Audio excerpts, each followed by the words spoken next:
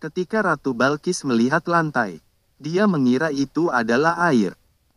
Ratu Balkis pun mengangkat pakaiannya sehingga tersingkap kakinya. Nabi Sulaiman pun menjelaskan bahwa itu adalah kaca yang melapisi.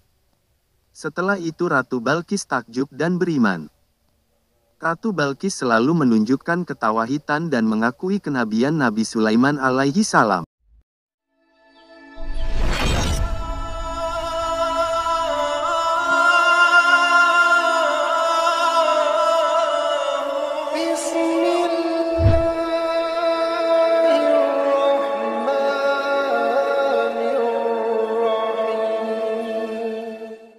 Assalamualaikum warahmatullahi wabarakatuh. Sahabat hijrah Rasul yang dirahmati Allah.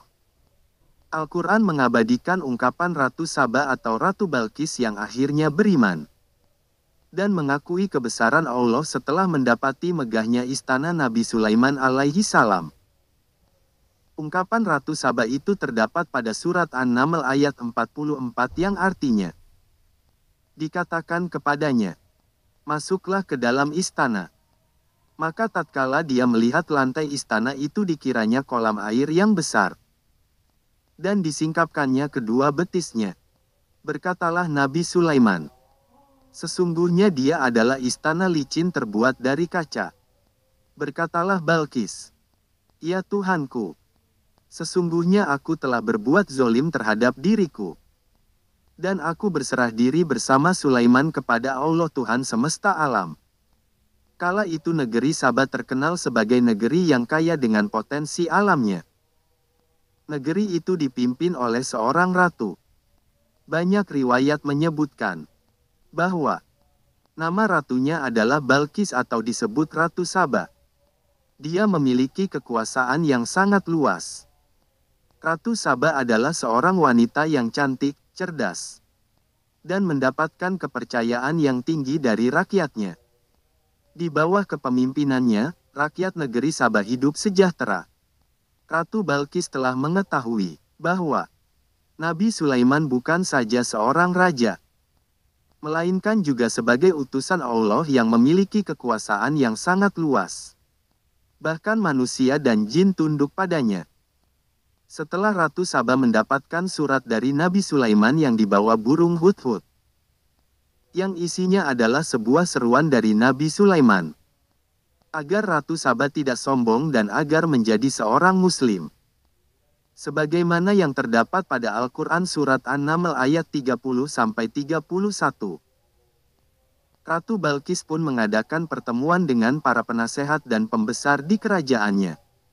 Ratu Saba meminta pertimbangan kepada para pembesarnya berkaitan dengan sikap kerajaannya pada seruan Nabi Sulaiman. Hal tersebut menunjukkan bahwa Ratu Balkis adalah pemimpin yang memiliki kecerdasan diplomatis dan demokratis, sehingga tetap meminta pendapat orang-orang di sekitarnya sebelum beliau mengambil keputusan.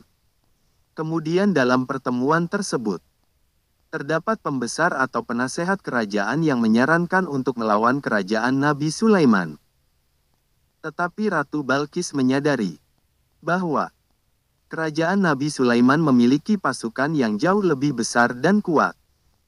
Ratu Balkis khawatir apabila melakukan perlawanan ke kerajaan Nabi Sulaiman akan mengalami kekalahan. Ungkapan ketakutan Ratu Balkis ini juga diabadikan dalam Al-Quran pada surat An-Naml ayat 34. Akhirnya Ratu Balkis memilih jalur negosiasi. Ratu Balkis mengirimkan utusannya ke kerajaan Nabi Sulaiman. Utusan Ratu Balkis itu membawakan hadiah bagi Nabi Sulaiman. Setelah utusan itu tiba di kerajaan Nabi Sulaiman, Nabi Sulaiman merespon utusan Ratu Balkis yang membawa hadiah itu dengan mengatakan bahwa anugerah Allah yang diberikan kepadanya lebih baik daripada hadiah tersebut.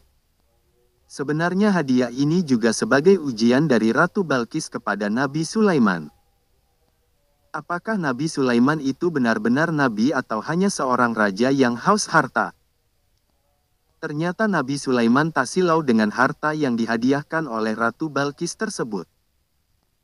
Karena karunia yang diberikan Allah kepada Nabi Sulaiman itu jauh lebih besar ketimbang manusia lainnya. Setelah itu, Nabi Sulaiman mengumpulkan para pembesar di kerajaannya, dan bertanya tentang siapa yang dapat memindahkan singgasana Ratu Saba. Lalu, Jin Ifrit dari golongan jin yang paling tangguh menyatakan bisa memindahkan singgasana kerajaan Saba. Bahkan sebelum Nabi Sulaiman berdiri dari singgasananya. Tapi kemudian ada seseorang yang memiliki ilmu dari Alkitab juga menyanggupinya. Bahkan dia sanggup memindahkan singgasana Ratu Saba sebelum Nabi Sulaiman berkedip. Orang tersebut bernama Asif bin Barkoah. Maka Asif bin Barkoah mendatangkan singgasana Ratu Saba. Setelah singgasana itu ada di hadapan Nabi Sulaiman, Nabi Sulaiman meminta untuk mengubah sedikit bentuknya, karena Nabi Sulaiman bermaksud untuk menguji kecerdasan Ratu Balkis yang akan datang. Lalu setibanya Ratu Balkis, maka Nabi Sulaiman menguji ketelitian Ratu Balkis dengan bertanya, apakah singgasana di negeri Saba seperti yang ada di hadapannya? Ratu Balkis pun mengakui bahwa singgasana tersebut seperti singgasananya yang di negeri Saba. Nabi Sulaiman pun kemudian meminta kepada Ratu Balkis memasuki singgasana tersebut.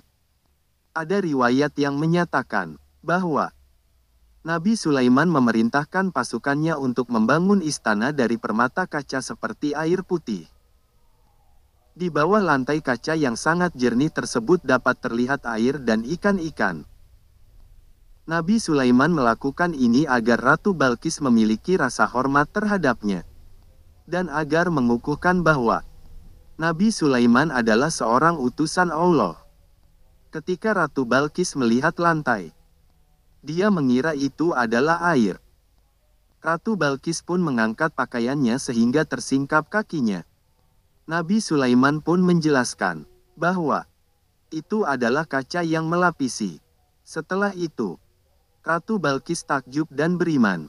Ratu Balkis lalu menunjukkan ketawahidan dan mengakui kenabian Nabi Sulaiman alaihi salam. Sobat Hijrah Rasul yang dimuliakan Allah, semoga kisah kali ini bermanfaat. Lebih dan kurangnya mohon dimaafkan. Yang benar datangnya dari Allah. Khilaf atau keliru itu datangnya dari saya pribadi sebagai manusia biasa.